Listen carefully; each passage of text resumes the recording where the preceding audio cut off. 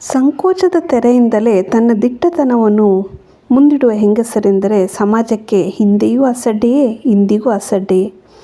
ಚೂರ ಆಯಾಸವಿಲ್ಲದೆ ಎಲ್ಲರನ್ನೂ ನಿಭಾಯಿಸುವ ಅವಳ ಸದೃಢತೆ, ಎಲ್ಲರ ವಿಷಯವನ್ನು ತಿಳಿದು ಅವರಿಗೆ ತಕ್ಕಂತೆ ಚಾಕಚಕ್ಯತೆಯಿಂದ ಬೇಕು ಬೇಡಗಳನ್ನು ನೆನಪಿನಲ್ಲಿಟ್ಟುಕೊಂಡು ಪೂರೈಸುವ ಅವಳನ್ನು ನೋಡಿ ಉಳಿದ ಹೆಂಗಸರಲ್ಲಿ ಹೊಟ್ಟೆಕಿಚ್ಚು ಬರುವುದು ಸಾಮಾನ್ಯ. ಮಕ್ಕಳಿಗಂತೂ ಅವಳು ಅಚ್ಚುಮೆಚ್ಚು. ಹಾಗಾದರೆ ಅವಳು ಯಾರು? ಈ ಕಥೆಯ ನಾಯಕಿ ಜಲಜ ಚಿಕ್ಕಿ. ಮಧ್ಯಮ ವಯಸ್ಸಿನ ಗಟ್ಟಿಗಿತ್ತಿ ಹೆಂಗಸು. ನರ್ಮದೆಗೆ ಜಲಜ ಚಿಕ್ಕಿಗಾಗಿ ಒಂದು ಒಸಿಗೆ ಒಯ್ಯುವುದಿತ್ತು. ಅಂದರೆ ನರ್ಮದೆ ಯಾರು? ಜಲಜ ಚಿಕ್ಕಿಗಾಗಿ ಯಾವ ಒಸಿಗೆ ಒಯ್ಯುವುದಿತ್ತು? ಯಾರಿಂದ ಒಸಿಗೆ ಒಯ್ಯೋದಿತ್ತು? ಒಸಿಗೆ ಒಯ್ಯುವುದಿತ್ತು ಅಪ್ಪಣ್ಣ ಚಿಕ್ಕಪ್ಪಯ್ಯನಿಂದ. ಹಾಗಾದರೆ ಜಲಜ ಚಿಕ್ಕಮ್ಮ ಹಾಗೂ ಅಪ್ಪಣ್ಣ ಚಿಕ್ಕಪ್ಪಯ್ಯ ಯಾರು? ಜೀವನದ ಕೊನೆಯ ಪುಟಗಳಲ್ಲಿರುವ ಅಪ್ಪಣ್ಣ ಚಿಕ್ಕಪ್ಪಯ್ಯನಿಗೆ ಜಲಜ ಚಿಕ್ಕಿಗೆ ಹೇಳುವುದಾದರೂ ಅಂಥದ್ದೇನಿದೆ? ಬನ್ನಿ ಹಾಗಾದರೆ ನೋಡೋಣ. ಮಿತ್ರ ವೆಂಕಟರಾಜ್ ಅವರ ಇನ್ನೊಂದು ಸುಂದರವಾದ ಕಥಾ ಸಂಕಲನ ಒಂದು ಒಸುಗೆ ಒಯ್ಯುವುದಿತ್ತು. Sign was left out. ಇಲ್ಲಿ ನರ್ಮದೆ ಎನ್ನುವ ಹುಡುಗಿ ಜಲಜ ಚಿಕ್ಕಿಯ ಬಗ್ಗೆ ಹೇಳುತ್ತಿದ್ದಾಳೆ. ಜಲಜ ಚಿಕ್ಕಮ್ಮನೆಂದರೆ ಒಂದು ಕಾಲದಲ್ಲಿ ನರ್ಮದೆಗೆ ಅದೆಷ್ಟು ಅಚ್ಚುಮೆಚ್ಚಿನವಳಾಗಿದ್ದಳು. ಮಕ್ಕಳಾಟಿಕೆಯಲ್ಲಿ ಹಾಗೆ ಅಲ್ಲವೇ? ಎಲ್ಲಿ ಪ್ರೀತಿ ಸಿಗುವುದೋ, ಯಾರು ಕೊಂಡಾಟ ಮಾಡೋರೋ ಅಲ್ಲಿಗೆ ಬಿಡಿಸಿಕೊಳ್ಳುತ್ತಿದ್ದವು ಎಸಳುಗಳು. ಮತ್ತೆ ಬೆಳೆದಂತೆ ಅಲ್ಲವೇ ಯಾರದೋ ಮಾತು, ಮತ್ತಾರದೋ ಅಣತಿ, ಇನ್ನಾರದೋ ಗುಟ್ಟು ಆ ಎಸಳುಗಳಿಗೆ ಒತ್ತಡವನ್ನು ಹೇರುವುದು. ಮುಂದೆ ಎಷ್ಟೋ ಸಮಯ ಜಲಜ ಚಿಕ್ಕಿ ಎಂದರೆ ಅದೇನೋ ಸಸಾರ ಅವಳಲ್ಲಿ ಮನೆ ಮಾಡಿ ಅವಳನ್ನು ದೂರ ದೂರವೇ ಇಟ್ಟಿದ್ದಳು. ಆದರೆ ಈಗ ಮತ್ತದೆಷ್ಟೋ ವರ್ಷಗಳ ನಂತರ ಪುನಃ ಚಿಕ್ಕಪ್ಪಯ್ಯನ ಒಸುಗೆ ಹೊತ್ತು ಜಲಜ ಚಿಕ್ಕಿ ಇದ್ದಲ್ಲಿಗೆ ಹೊರಟ ಅವಳಲ್ಲಿ ಅದ್ಯಾವುದೋ ಭಾವ ತುಂಬಿದೆಯೆಂದು ಅವಳಿಗೆ ಅಂದಾಜಾಗುತ್ತಿರಲಿಲ್ಲ. ಸೀದ ರಸ್ತೆಯಲ್ಲಿ ಹೋದರೆ ಜಲಜ ಚಿಕ್ಕಿಯ ಮನೆಗೆ 1/4 ಗಂಟೆಯ ಕಾಲ್ನಡಿಗೆ. ಒಳದಾರಿಯಲ್ಲಿ ಓಡಿಕೊಂಡು ಹೋದರೆ 5 ನಿಮಿಷವೂ ಬೇಡ. ಚಿಕ್ಕವಳಿದ್ದಾಗ ಉದಾಸೀನ ಮತ್ತಿತೆ, ರಜೆ ಬಂತೆ, ಧಾವಿಸಿ ಆಯಿತು ಅಲ್ಲಿಗೆ. ಹೋಗಿ 2 ಗಂಟೆಯಲ್ಲಿ ಬಂದರೂ ಆಯಿತು, 2 ದಿನ ನಿಂತರೂ ನಿಂತಳೆ. ಅವಳ ಅತ್ತೆ ಮಗ ನಾಗುವಂತೂ ಒಮ್ಮೆ ದಿನಗಟ್ಟಲೆ ಅಲ್ಲಿದ್ದು ಮತ್ತೆ ಅವನ ಅಮ್ಮ ಹುಣಸೆ ಅಡಿರು ಹಿಡಿದುಕೊಂಡು ಬರಬೇಕಾಯಿತು. ಹಾಗಂತ ಅಲ್ಲಿ ಇರುವವರಾದರೂ ಎಷ್ಟು ಜನರಪ್ಪ?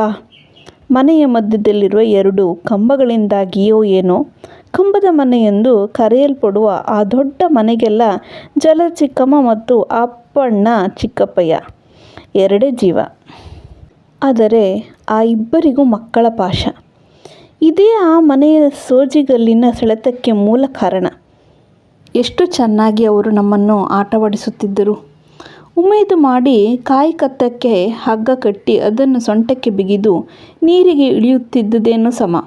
ಮರುಕ್ಷಣವೇ ಅಯ್ಯೋ ಬೇಡ ಜಲಜ ಚಿಕ್ಕಿ, ದಮ್ಮಯ್ಯ, ನನಗೆ ಈಜೋಕೆ ಕಲಿಯುವುದು ಬೇಡ, ಏನೂ ಬೇಡ ಹಾಗೆಂದು ಅಲ್ಲಿಂದ ಓಡಲು ಹೆಣಿಕೆಯಲ್ಲಿದ್ದಾಗಲೇ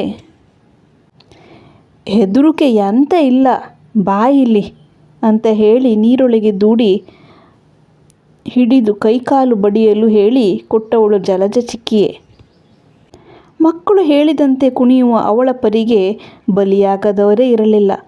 ಮನೆಗೆ ಯಾರೇ ಬರಲಿ ಅಚ್ಚುಕಟ್ಟಾಗಿ ಬೇಗ ಬೇಗ ಕೆಲಸ ಮುಗಿಸಿ ಮಕ್ಕಳನ್ನು ಖುಷಿಪಡಿಸುವ ಏನಾದರೂ ಕಾರ್ಯಕ್ರಮ ಹಮ್ಮಿಕೊಳ್ಳುತ್ತಿದ್ದಳು.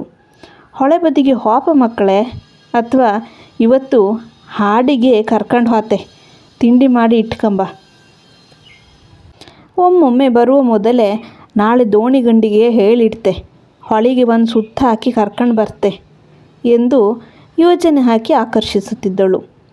ಅಪ್ಪಣ್ಣ ಚಿಕ್ಕಪ್ಪಯ್ಯನೇನು ಕಮ್ಮಿ ಇರಲಿಲ್ಲ.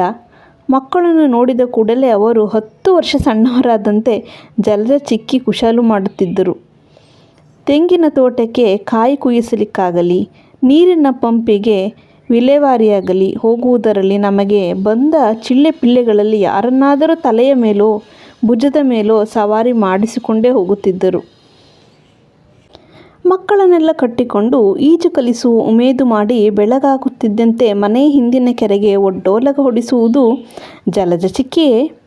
ಹಾಯ್ ನಾ ಬರ್ಕ ಹೇಳಿ ಅಂತ ಅಪ್ಪಣ್ಣ ಚಿಕ್ಕಪ್ಪಯ್ಯ ಹೇಳಿಯಾಯಿತು.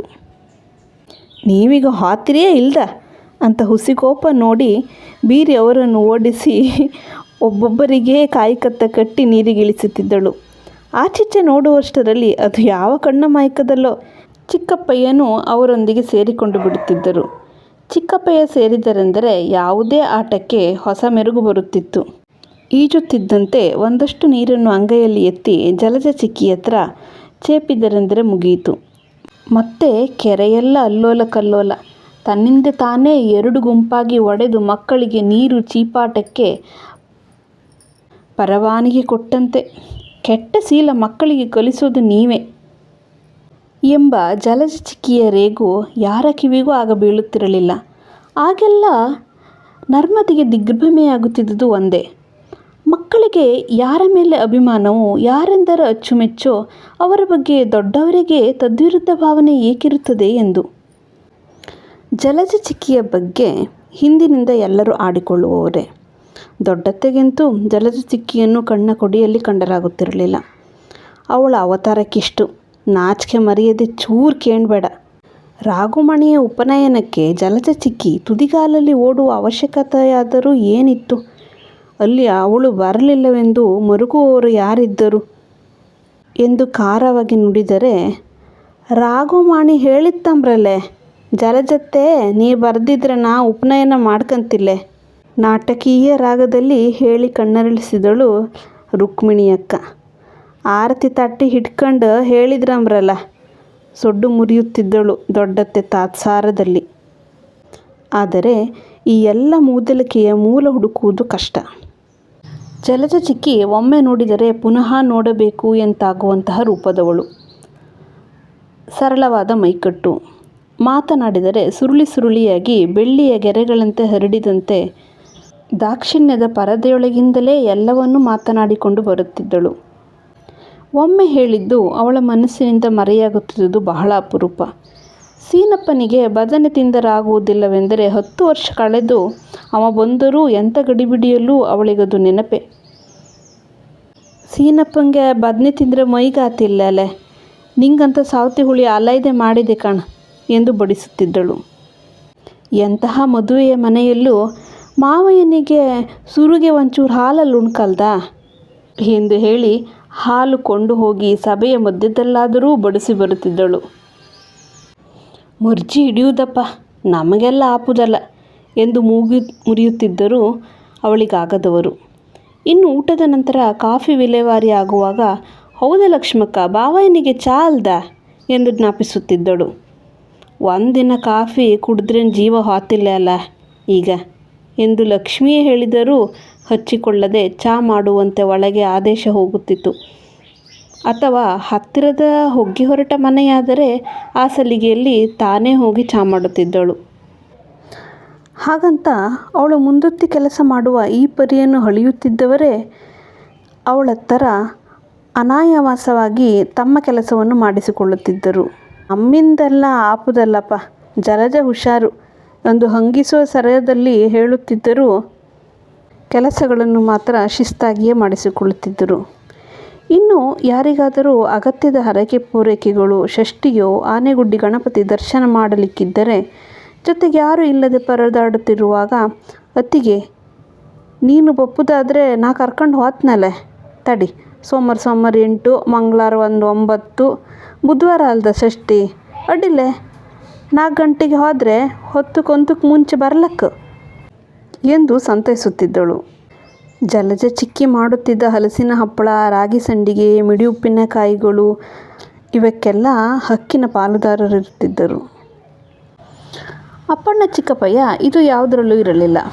6ಕ್ಕೆ ಹಿಗ್ಗುವವರಲ್ಲ, 3ಕ್ಕೆ ತಗ್ಗುವವರಲ್ಲ ಅನ್ನುತ್ತಾರಲ್ಲ ಹಾಗೆ. ತಾನಾಯಿತು, ತನ್ನ ಕೆಲಸವಾಯಿತು. ಹಾಗಂತ ಅವರೊಟ್ಟಿಗೆ ಮಾತಿಗೆ ಕುಳಿತರೆ ಹೊತ್ತು ಹೋದದ್ದೇ ತಿಳಿಯುತ್ತಿರಲಿಲ್ಲ. ಚಟ್ಟಮುಟ್ಟ ಹಾಕಿ ಕುಳಿತು ಬಲಪಾದವನ್ನು ಎಡಗೈಯಲ್ಲಿ ನೀವುತ್ತಾ ವೀಳ್ಯದೆಲೆ ಜಗಿಯುತ್ತಾ ಪಂಚಾಯತಿಗೆ ಕುಳಿತರೆ ಪುರಾಣ, ತತ್ವಶಾಸ್ತ್ರ, ರಾಜಕೀಯ ಯಾವ ವಿಚಾರವೂ ಅಲ್ಲಿ ನುಸುಳದೇ ಇರುತ್ತಿರಲಿಲ್ಲ. ಹದವಾದ ಜೀವ. ಅತ್ತ ಬನಿಯನ್ನೂ ಅಲ್ಲದ ಇತ್ತ ಜುಬ್ಬವೂ ಅಲ್ಲದ ಅರ್ಧ ತೋಳಿನ ಅಂಗಿ ಮೈಮೇಲಿರುತ್ತಿತ್ತು. ನರ್ಮದೆಗೆ ನೆನಪಾಗುತ್ತಿತ್ತು. ಪಾಪದ ಬಾವೆಯನ್ನನು ಸರಿ ಬುಟ್ಟಿಗೆ ಹಾಕಿಕೊಂಡಿದ್ದಳು. ಮಾನ ಮರ್ಯಾದೆ 3 ಕಾಸಿಗೆ ಮಾಡಿದಳು. ನಿಂಗೂ ಬುದ್ಧಿ ಇಲ್ಲ ರಮ. ನಿನ್ನ ಹೆಣ್ಣು ಮಕ್ಕಳು ಅಲ್ಲಿ ಹೋಪುದು ನಂಗೆ ಚೂರೂ ಸಮ ಕಾಣ್ತಿಲ್ಲ. ಇದು ಒಳ್ಳೇದಲ್ಲ. ನಾ ಹೇಳ್ತೆ ಕಾಣ. ನಾಳೆ ಕಾಂಬರ್ ಏನು ಗೈಸ್ತ್ರಿಲ್ಲ. ಸ್ನೇಹಿತರೆ, ಉಳಿದ ಕಥೆಯನ್ನು ನಾಳೆಯ ಸಂಚಿಕೆಯಲ್ಲಿ ನೋಡೋಣ. ವಿಡಿಯೋ ಇಷ್ಟ ಆದಲ್ಲಿ ಲೈಕ್ ಮಾಡಿ, ಸಬ್ಸ್ಕ್ರೈಬ್ ಮಾಡಿ. ಯಾಕಂದರೆ 30 ನಿಮಿಷ ಟೈಮು ನಿಮಗೂ ಸಹ ಇಲ್ಲ, ಹೇಳೋಷ್ಟು ನನಗೂ ಸಹ ಇಲ್ಲ. ಹಾಗಾಗಿ ನಾಳೆ ಉಳ್ದಿರೋದನ್ನು ಹೇಳ್ತೀನಿ. ಬಾಯ್ ಬಾಯ್, ಟೇಕ್ ಕೇರ್.